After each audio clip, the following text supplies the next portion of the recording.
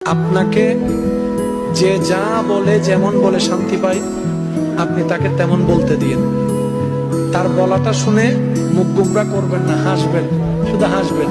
যদি জিজ্ঞেস করে আমি তোরে বকলাম, বকা দিলাম, মন্দ বললাম, তুই হাসলি কেন, আপনি শুধু একটুটুকু বলবেন, এই অশান্তিময় পৃথিবীতে কেউ কারো শান্তি এনে দিতে পারে না।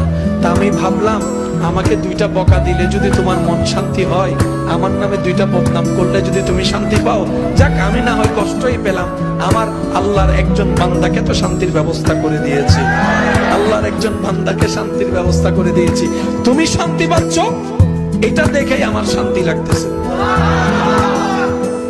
মনে থাকবে ইনশাআল্লাহ। একটু কঠিন, কিন্তু বিশ্বাস করেন উত্তর দেওয়ার চাইতে বড় মজা হচ্ছে চুপ করে থাকা। প্রতিশোধ নেওয়ার চাইতে বড় মজা হচ্ছে ক্ষমা করে দেওয়া। একবার করে দেখেন, শয়তান করতে দিবে না, এটা সত্য।